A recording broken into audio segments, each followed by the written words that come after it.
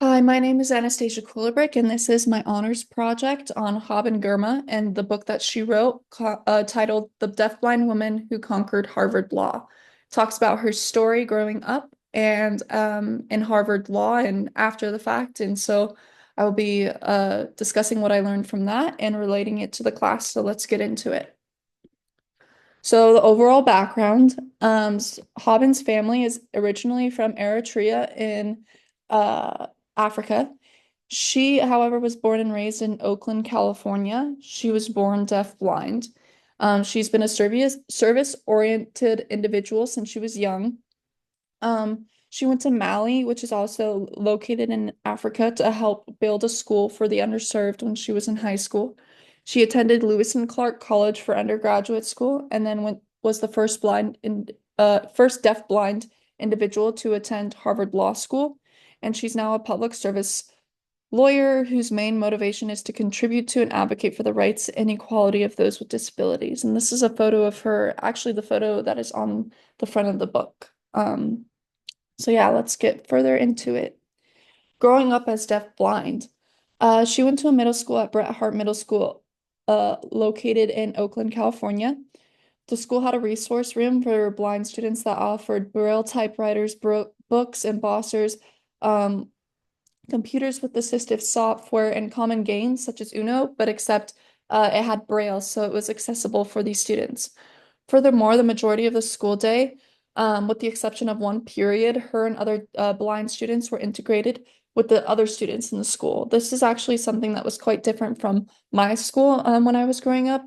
Felt like a lot of the students with various disabilities were mostly separated from us. So it was interesting to hear about her experiences and honestly very inspiring as well, being integrated with all of the other students.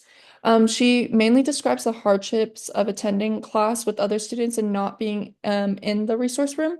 There was a specific story that she told about how she missed 10 assignments since one of her teachers wrote them on the board and sometimes announced it in class, but she couldn't hear the announcements because it was often during when students were talking, so the background noise drowned out the teacher. And when he wrote them on the board, it was often in smaller handwriting to the point that Haben could not read it. So then she arranged a system with her teacher to ensure that she would not miss any future assignments. He and her had a personal conversation at the end of each class, and she also relied on a few students to relate the material to her or relate the assignments to her. Um, Through this experience, she points out that in her research room, she never felt disabled, but in this classroom, it was clearly made for those that could see and hear. So it made her disabled in this environment. And we actually learned that a lot about this in this course. It's really the environment that disables people with disabilities, not their disabilities themselves. So then she talks about attending Enchanted Hills Camp, which is a summer camp for blind high school students. And the camp actually offers a wide variety of activities for students that attend, including sports, theater, and boating. There are a lot of other things as well. And the main thing that counselors do is they help teach the campers how to complete activities given their different challenges. So they show that students that are blind can complete these different activities. It just takes a different way of doing so or more of an effort, possibly. Even at this camp, Haben explains her frustrations about feeling excluded, because she also struggles with being deaf. And oftentimes the counselors would have the deaf or the blind students rely on their hearing and other senses to complete activities such as theater and goalball, which Haben could not do as much. So she even explains how at camps dedicated for those with disabilities, such as being blind, she still struggled. And then she talks about her service trip to Mali through a group called Build On, which was offered at her school, Skyline High School. And that Mali is in West Africa, and it's for students to assist in building a school for those that live in an underserved area of Mali. Um, so one of the biggest uh, obstacles that Haben faced was being able to attend trip by convincing her parents. She claims that if she in any way demonstrates that she's nervous about going on the trip or about any situation that her parents will restrict her from going. Furthermore, she claims that her parents were often very overprotective of her when it came to her being deafblind and often restricted her from completing um, different activities or events growing up. But Haben, through this experience, emphasizes that no one understands what she can or cannot do better than herself. Although others may think that they know more, such as her parents, but she says that she will not do anything that she knows that she cannot do. On her trip, even with an overall supportive group of individuals, after she convinced her parents to go, she still felt that she was treated as if she was incompetent or unable to complete tasks that other students were doing. Tells a specific story of a girl who kept reminding her and forcing her to drink water due to the risk of dehydration due to the heat of building the school outside all day. This girl kept going over to her to remind her to drink water, but Haben noticed that she was not doing this for other students, and Haben felt that she was being singled out because she felt that the girl thought that Haben was incapable of hydrating herself. However, Haben, just like everyone else, continued to hydrate and successfully helped lay down the bricks for building this school. Haben kind of brushed it under the rug, drank the water, and knew that she was just as capable as anyone else to help build the school. Next, Haben goes into her story about how after high school she attended Louisiana Center for the Blind for the summer to learn ways to better navigate the world as someone who is blind.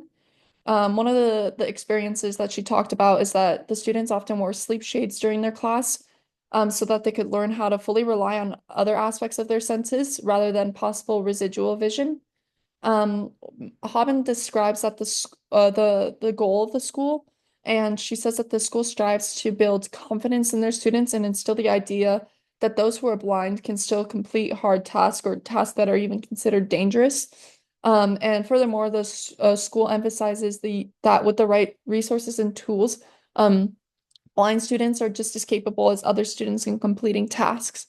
The school also teaches their students how to use various innovative technologies to assist in tasks that they may experience in in their daily lives and in the real world, I would say, such as reading on the computer. So this center really taught her how to use various technologies and skills to navigate her world as being a blind individual. She then talks about her time at Lewis and Clark College for her undergraduate degree and describes the great amount of freedom she had and how she navigates her undergraduate education with her two close friends, Gordon and Justin. She still describes the struggles that she underwent, one of them being how her school cafeteria did not initially accommodate for those with disabilities such as hers. The menus that were provided were not available in forms that she was able to understand, so she found herself sometimes ordering the wrong things because she didn't know what she was ordering, because it was not offered to her.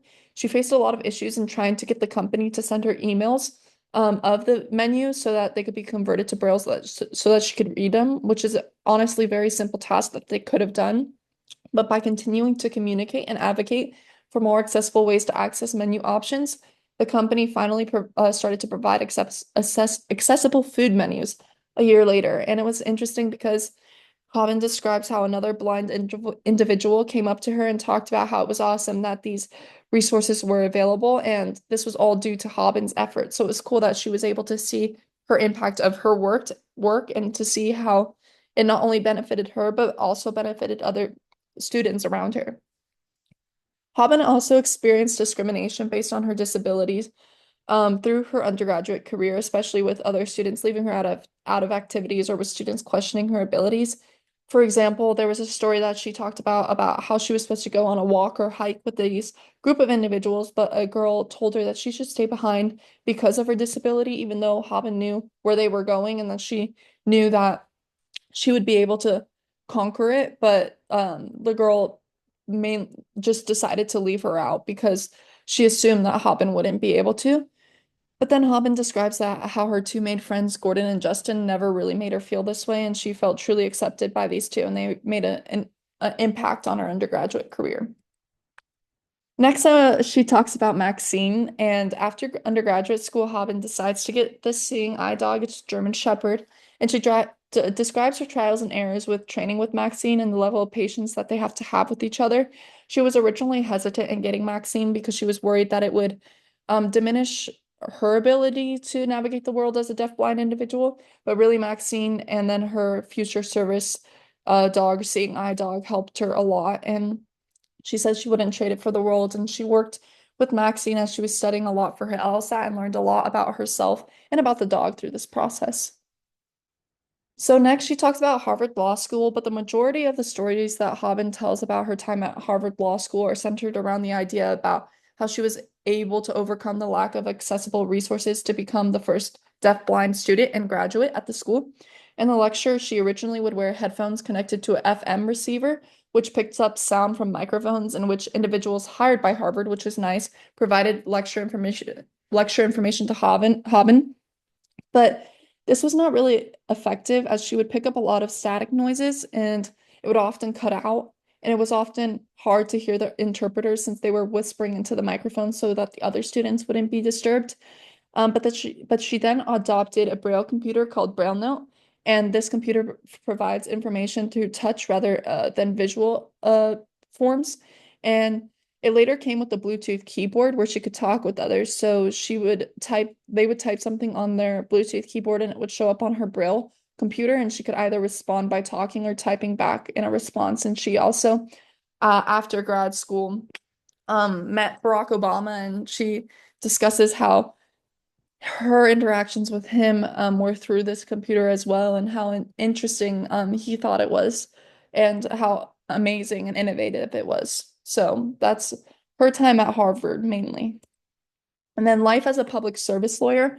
Haben has dedicated her services to advocating for the rights of those with disabilities.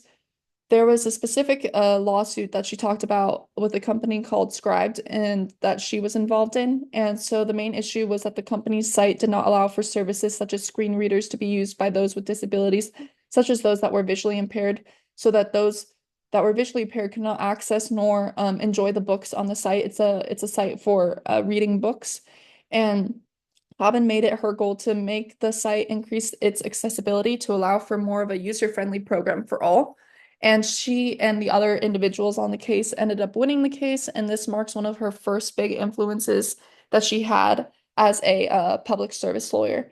And Haben is still dedicated to advocating for equal rights for those who have disabilities, and this can be seen in her current work through life as a public service lawyer and as an influential speaker as well.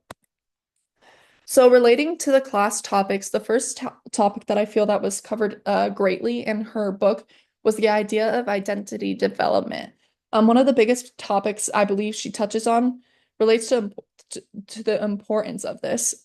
She discusses how she was often restricted by her parents due to their fear of leaving their comfort zone, of her leaving their comfort zone. So that's the important thing. They weren't worried about her leaving her comfort zone, but they were worried about what they knew about her capabilities.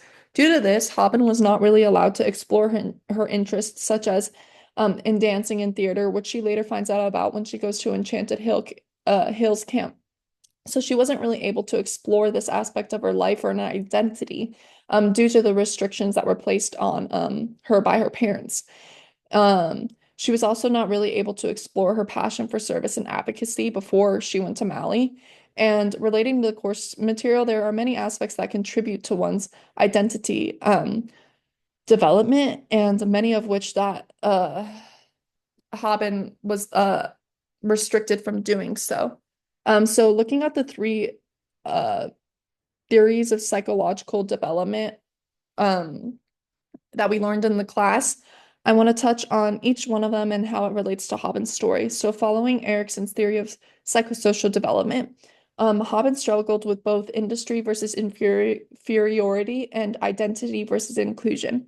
In industry versus inferiority, Haben never really got to experience being independent until she went on her trip to Mali, and even there and after, she still finds herself relying on others to help her get around.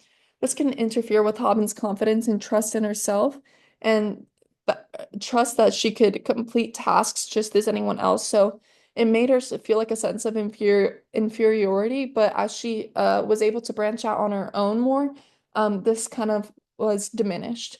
Next is identity versus confusion. With her parents and others constantly doubting her abilities, it took extra efforts on her behalf to truly understand who she is as a person and what she wants to accomplish in life. It took her branching out from everyone to really understand what she wants and what her true identity was. Um, Following Brenner's bioecological model, we can see how those who are involved in one's life can affect their livelihood. So, her parents being overprotective caused her to not explore many aspects of her personality and values in the early stages of her life. But her friends like Gordon and Justin being so supportive and inclusive made her believe that she was just like any other student at the school and that she was capable of doing anything. The initial non-inclusive efforts of Claude at our college's dining hall, so that was the main individual that um, headed the dining hall, made her push and advocate further for inclusive services. So we could see here how those, such as her parents and Claude, kind of affected her livelihood in a negative way and letting her explore um, various aspects of her identity, but individuals like Gordon and Justin really helped her really figure out herself. And then following Bandura's social cognitive learning theory, we can see how one's environment can promote or inhibit their learning. So in this sense, we can see the inclusive technology of Braille Note allowed Haben to better communicate and learn from her peers and professors in law school, but the non-inclusive environment in Haben's middle school, as demonstrated through the story about the assignments that she missed, demonstrated how Haben missed out on learning opportunities that she would have not missed out on if her teacher had been more accommodating and understanding. So here we could see the how one positive and negative like environment can promote or inhibit their learning.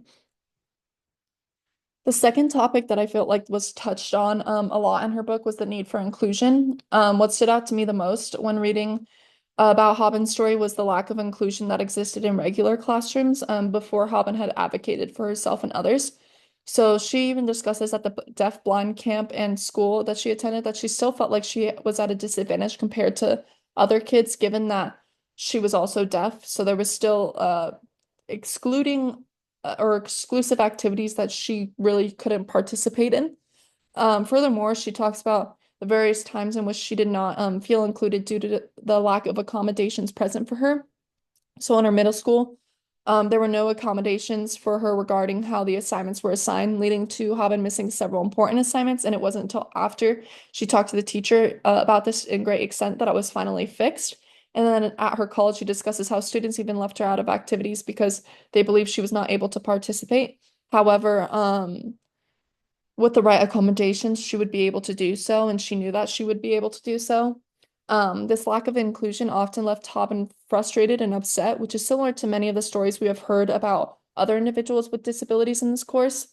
In this lecture, as stated in the lecture for this section, inclusion is crucial because individuals learn that they belong in an environment, and this begins in the education setting. So, finding ways to include individuals with various needs and accommodations, such as Haben in the education setting, is very important. And we can see that through her story because she talks about how she was often restricted and often frustrated due to the lack of accommodations present. And there are changes that could easily be made to avoid this. And then we have learned that everyone desires to have a sense of belonging and to be part of, not just in a community. And this is reflected in the efforts of Haben to immerse herself into the communities that she was part of. And this process could be easier for individuals like Haben if society in general was more accepting and inclusive of the differences that people may have, and really actually put the little bit of extra effort needed to provide accommodations. And then for the last class topic that I believe this book related to was technology and innovation. And what helped Haben the most throughout her entire education career was her access and ability to use technology. She was provided with Braille books, typewriters, and embossers in her middle school to help her complete assignments and communicate with others. At the Louisiana Center of the Blind, she was allowed to use screen readers to help determine information that was presented on the computer screen by converting it to speech or Braille in which she could understand. And then in law school, she used Braille Note, which allowed her to better participate in lectures and in conversations with her peers. So here we could see the importance of technology and innovation and inclusion and how it made Haben feel more included, involved, and comfortable in her environment. Furthermore, Haben mentions the use of Apple's text-to-speech update, which she truly benefited from, especially when she was trying to text and communicate with her friends and peers. It was also mentioned in the lecture that these services are not only help those who are disabled, but also provide many different benefits to others as well. For example, I use Apple's text-to-speech all the time, and it just is more efficient sometimes when I'm multitasking or completing other activities. Um, Not only does everyone benefit also from these accommodations, but so do companies that offers these services. Just as Haben argues during her case against Scribed, they could get so many users added to the program, such as deaf and blind individuals, if they had more accessible features on their program. So honestly, the company in itself would benefit. But I would like to say overall, I learned a lot through Haben's story. It was very inspirational, and I saw a lot of connections that were made to the course material. And I truly enjoyed partaking in this course and believe I learned a lot and hope I could become a better and more inclusive individual in many aspects of my life by applying the things that I've learned. So I want to thank you for that, and thank you for your time. These are my references.